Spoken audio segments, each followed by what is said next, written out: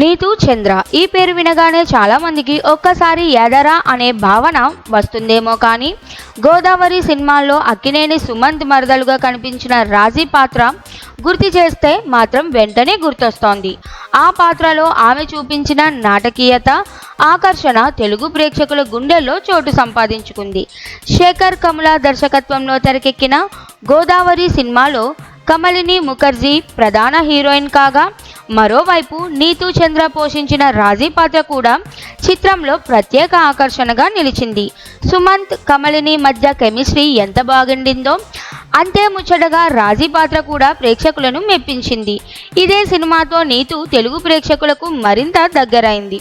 గోదావరి నీతు నటించిన తెలుగు రెండో సినిమా కాగా, ఆమె మొదటి తెలుగు చిత్రం మంచు విష్ణు హీరోగా చేసిన విశాఖ ఎక్స్ప్రెస్. ఆ తర్వాత డాక్టర్ రాజశేఖర్తో సత్యమేవ జయతే సినిమాలో హీరోయిన్గా మెరిసింది.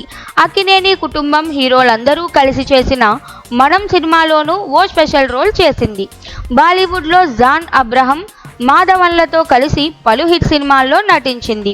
హిందీ, తమిళ సినిమాల్లోనూ నటించి మంచి గుర్తింపు తెచ్చుకుంది. అయితే ఇటీవలి కాలంలో మాత్రం వెండితెరపై నీతు కనిపించడం మానేసింది.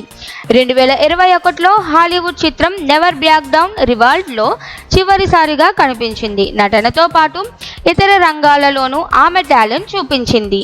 నీతు క్లాసికల్ డాన్సర్ కావడమే కాకుండా కరాటేలో బ్లాక్ బెల్ట్ ఉన్న మల్టీ టాలెంటెడ్ ఆర్టిస్ట్. టైక్వాండోలోనూ మంచి నేర్పు ఉందట. ఈ క్రమంలో 2018లో ప్రో కబడ్డీ లీగ్లో పాట్నా పైరేట్స్ ఫ్రాంచైజీకి కమ్యూనిటీ అంబాసిడర్గా వ్యవహరించింది. ప్రస్తుతం ఆమె వ్యాపార రంగంలో బిజీగా ఉంటోంది. అయినా సోషల్ మీడియాలో మాత్రం అప్పుడప్పుడు కనిపిస్తూ తన తాజా ఫోటోలు షేర్ చేస్తూ అభిమానులకు టచ్లో ఉంది.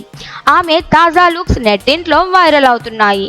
గోదావరి రాజీ ఇప్పుడు ఇలా మారిపోయిందా అనేలా నెటిజన్లు ఆశ్చర్యపోతున్నారు.